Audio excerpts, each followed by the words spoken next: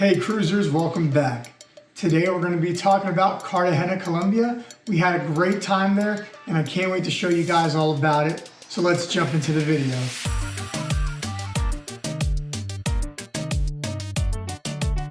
Alright, when you pull into Cartagena, it's beautiful. You have this beautiful cityscape view you get to see.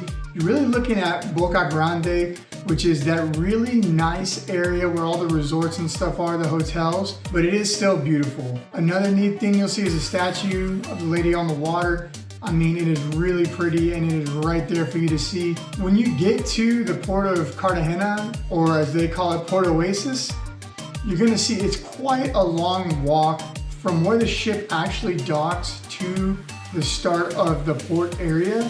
However, they're doing a great job of making it look pretty. A lot of hedges and stuff there to keep you on the passenger side separated from the industrial side. It looks much nicer on this side. There also is a shuttle bus available to take you from the ship to the entrance of the port. But more important than that, when you actually get to the port, I was blown away. We got off and we started walking in, and as soon as you walk in, you are basically walking into a free mini zoo. There were parrots overhead, right as we walk underneath this trellis covered system, and it was beautiful. Parrots hanging out there, they're not behind cages, they're just hanging there. You walk in, they have more parrots, they have peacocks, there were flamingos, there were monkeys, anteaters, ducks, toucans, all sorts of animals for free that you get to see and interact with. These birds are not caged. So while some of them may be in a fenced-in enclosure, they still come out and you can interact with them. Some people even felt secure enough to pick them up and put them on their shoulders or to take pictures with them. So it's really, really cool. We saw albino peacocks, all sorts of neat things there. And it's free. So our daughter obviously loved that aspect of it. So shout out to Colombia for doing such a neat port right there for free as soon as you come in. Easily something they could have charged for, but they don't. All right, just like any other port you go to, you're probably gonna need some mode of transportation to get around. So here's our first pro tip of the day. If you're gonna get around, know what you're paying for. The first day we were there, we were paying $20 each way pretty much everywhere we went. It was $20 to go to La Casa de la Popa, and then it was $20 to go from there to Castillo San Filipe. And then they wanted $20, you get the point. So we started negotiating a little further and found, hey, we can start getting rides for $15. On the second day, I decided to see if Uber was available there, and it turns out they are. So when we were leaving the old city and we were ready to go back to the ship, I pulled up Uber and I found that that ride would cost us about $5 US. So when the taxi drivers came up to me and they were trying to get us to go back to the ship, they were hemming and hawing around, somewhere around $10, somewhere around $15. I showed them, well look, I have a ride for $4 and change, so I'm gonna do Uber. And they're like, we'll do it for $5. And that was after a little bit of negotiations. They tried to tell me that taxis and Ubers are different. I just explained to them, they're not different to me. It's a car with a driver taking me where I'm trying to go. I ended up getting $5 transports after that because I knew how to play the game. $5 US goes a long way in Colombia. Our money goes a really long way there. So don't feel bad about negotiating down. That is what they're expecting to do. Lesson learned on day one, fixed it for day two. Now we had several taxi drivers while we were there. They were all super good, very well at communicating with us, took us where we wanted to go. We never felt unsafe.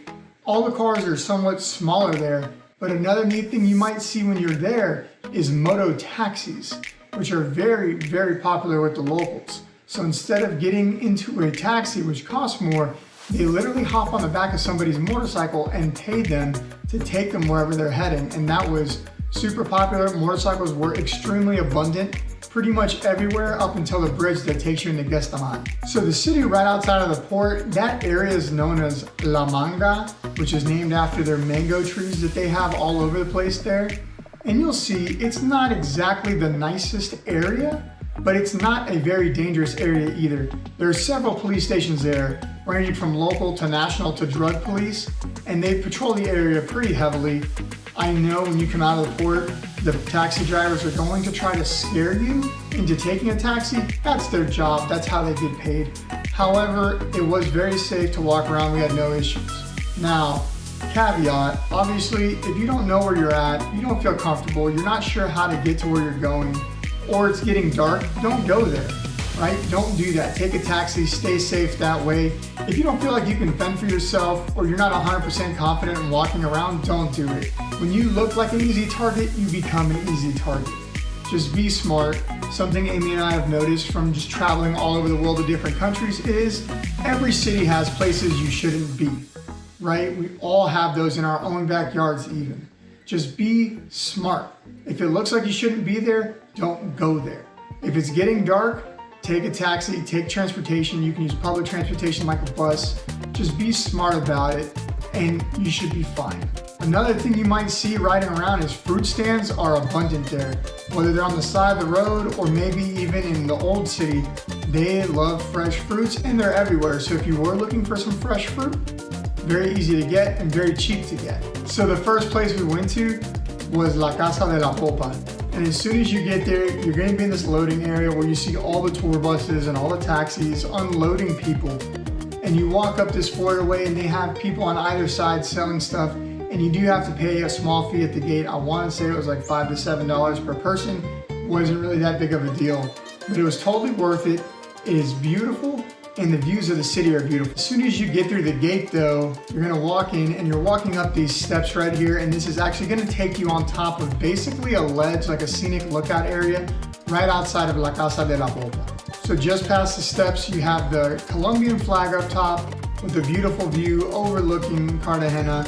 You're able to see your ship from up there, which is a cool photo opportunity. And you can basically look across over to Castillo de San Felipe. You can look at Boca Grande. I mean, you can just see most of the city from up here, so it's a really neat view. Okay, the first thing you're gonna see when you come in is this beautiful courtyard that is flanked by all the rooms on the outside. While this was once a monastery that was active, it is now not active. However, they do still have services there on the weekends in their beautiful church, which we'll show you in this video. So the courtyard, as you can see, has beautiful plants.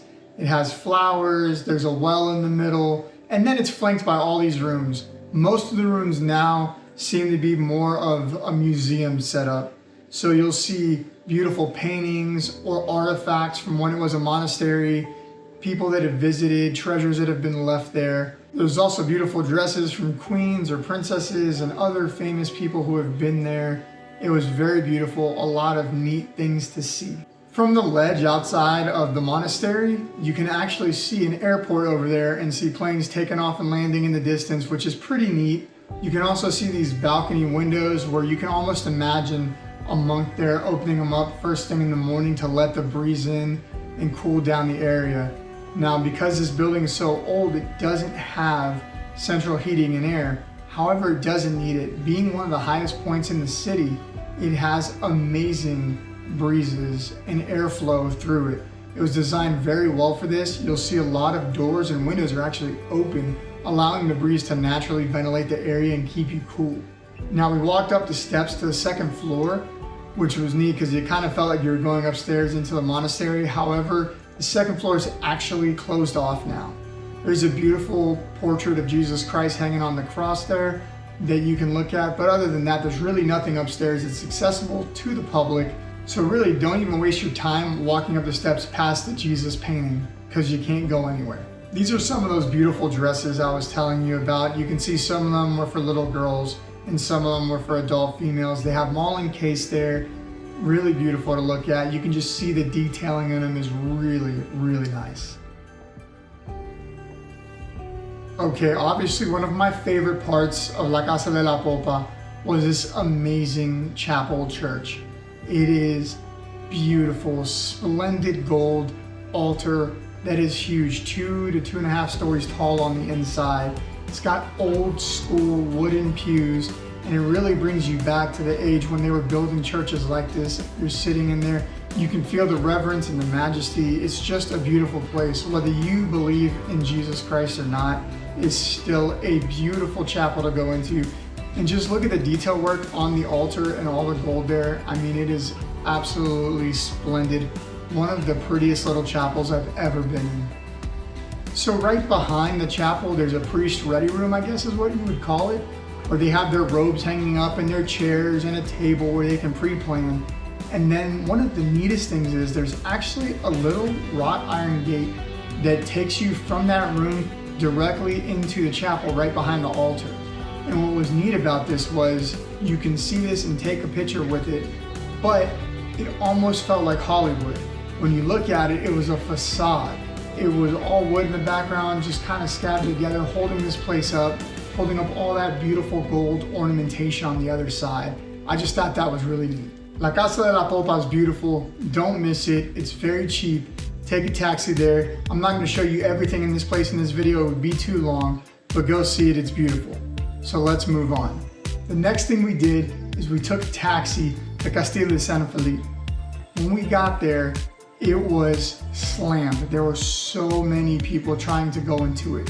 We walked around the outside. We decided we were going to move on and not go inside because we wanted to spend our time there doing stuff that we wouldn't normally be able to do somewhere else. We decided not to try and take a taxi to this next spot. I went up, found a police officer, and asked him if it was safe to walk to Gestamani from the Castillo de San Felipe. Initially, he thought about the question and then said, you know what, yes. As long as you stay on this main road where the bridge is, don't really go left or right until you cross the bridge, you'll be fine if you guys walk there. I showed him my daughter, I said, are you sure it's safe? I don't want to go that way with my daughter. If it's not safe, he's like, it's absolutely safe and you'll be fine. And he was right. We walked across, weren't bothered by anybody, nobody gave us a second look, didn't have anyone try to harass us or come after us or take money from us. We were able to walk across the bridge without any problems and come to the first area of the walled city, which you can see is here. We walked along it, took our photograph opportunities from there, looking back at La Casa de la Popa on the other side. We also were able to take pictures of Castillo de San Felipe there. And then we decided to walk to Gestamani. Now, once you're on this other side, it is extremely safe. There were no issues, and everyone there is expecting tourists and treating you well because they want your tourism dollars coming in. Gestamani is such a cool neighborhood. It's very artsy, lots of murals, the Colombian flags hanging over the streets in some places, lots of food, lots of vibrant culture going on there. They even have squares where the city blocks meet, where at night, everybody dumps out and they have festivals nightly where people are just dancing and there's live music and there's street vendors selling food and drink, and it was an amazing time there. We're definitely gonna go back and actually stay in Gestamani. One of the other pro cruisers we met on the cruise told us they didn't even stay on the cruise ship that night since we were there overnight. They ended up booking a hotel right there in Gestamani for $30 US. And we're able to stay in this very nice hotel, hang out, party, have food, drink and dance, enjoy the nightlife, wake up a little bit later, and then just head back to the ship when they are ready. So there's a second pro tip for you. If you're staying there overnight for $30 US, you need a beautiful hotel and enjoy the nightlife of Gestamani. As you can see, Gestamani is very artsy. There are art vendors everywhere, alleys to buy art in, murals all over the place, and everybody there was extremely friendly. We were even able to talk to some locals and get recommendations for a restaurant to go to eat locally, somewhere they would eat, not necessarily a touristy restaurant. They recommended El Mejor Sitio, and that place was very good, very cheap and delicious. I had a churrasco and it maybe cost me $5 US to eat there. The food was delicious, and something I wasn't aware of that I learned is that pretty much every restaurant there has agua de panela, or sugarcane water, but it's basically like a natural soda. And every single restaurant makes their own, so they all taste slightly different, but it was delicious, and most of them just gave it to you for free. You didn't even have to order it, which was pretty cool. So when you're in Gestamani, you're not a far walk from the walled city or old Cartagena. First, you gotta walk by the convention center here, and then you're gonna come up to the winged horse statues, and once you're there, you pretty much know you're crossing the street and you're gonna be at Old Cartagena, the walled city. Now, the old city is exactly what it sounds like. It's a very old part of the city. It's all protected by walls. You gotta walk underneath this clock tower entrance to get in there, but it is beautiful, and it looks a lot like most old cities that you've been to in the Caribbean or maybe even in Europe. It definitely has a lot of like Spanish influence walking around. There is so much to do in the old city. There's the Palace of Inquisition. Right outside of that is a Central Park area where you can actually see sloths and people are selling ice cream, and there's vendors all throughout this area selling everything from hats to t-shirts to ice creams, foods, street foods, fresh produce, everything. There were street performers, there's old churches, there's tons and tons of restaurants, all sorts of shopping. It was just a really neat, safe area to walk around, but very touristy. They know that's what it is. Obviously, it's gonna be crowded, it's gonna be packed. A lot of shops are gonna be selling the same trinkets here and there. The further away you get off that main entrance road, the more you'll get to see. There's tons of tours to be had down there. There's tons of things to see and do. So just know that you're not gonna have a ton of time there unless you're doing this overnight like we did. So kind of look up ahead of time when you're going what it is you wanna do in the walled city so that you can kind of make your way there and go do it. Otherwise, you can just walk the streets, see what there is to see people in traditional dress, and then you can head back to the ship if you're pressed for time. Some of the things I do recommend doing is trying traditional local foods there. They had this amazing arepa place. The arepas were huge, they were stuffed to the gills, and they were delicious. If you are in that Old Town area, you need to go try this place out. There was almost nobody in there but us. It was amazing. It was a little hole in the wall, and we got super lucky. It was a couple blocks off the main road, but it was worth the walk for sure. We also went to a bakery and tried pan de Bono, which is like a cheesy bread where the cheese is kind of baked into it. And they also have Pandequeso, which is an actual cheesy bread that has cheese on top of it. They are different, but they were both delicious. Highly recommend you guys going and trying this when you're there. It is amazing. We were celebrating Amy's birthday on this cruise, so we ended up looking for a nice restaurant to go to that evening that wasn't on the ship. And we found a place called Kazabe, which was all the way over in Boca Grande. Now, because it was much further, it did actually cost us $15 to go there, but it was worth it. We get there, it's on the second floor of a hotel, which happens to be the top of this hotel. It's overlooking that Boca Grande area, and we chose to sit outside on the balcony. The service there was outstanding. Definitely go there. The people were amazing. They spoke English and Spanish. They were very, very nice. While at Casa for dinner, I had a rabbit meal that was delicious, but my wife had a stewed ram meal, which was outrageously good. One of the best things we've ever eaten. If you're going there, I would highly recommend that. We ordered appetizers, drinks, and had our full entrees. Not really thinking about it because it was her birthday dinner. The check came out, it was 275,000 Colombian pesos, which made me choke a little bit. Once I did the conversion, it was $60 after tip. So you can definitely eat well there and live like a king for very little money. Definitely recommend if you're there and you're looking for a nice restaurant to go to, Kazabe was the place. One of the cool things is we noticed while we were sitting there overlooking Boca Grande, they have tons and tons of party buses. These buses drive a loop. They go around playing music with strobe lights, and there's dancing. People are having fun on the buses, drinking and dancing. They stop at different bars. You can get off the bus, go get a drink, go hop on a bus or another bus, and keep enjoying your night. And the buses run until like 3 in the morning. So if that's more your scene, more your speed, you have that option. Another important note that we took was the public transportation there was impeccable. Every 5 minutes on the dot, there was a bus stop below us, and they were constantly running, and buses were there on time every time. So if you're looking to take a bus from Boca Grande to another part of the city, it is very easy to do, and the buses are gonna be on time, which is great. Very simple, very easy to do, and very cheap, and the buses were clean. So that's another good point, that if you're in an area where there's a bus route, you can take that bus route here, no problem. So to wrap up this video, Cartagena is a beautiful place, a beautiful port with beautiful people. They were really, really kind to us.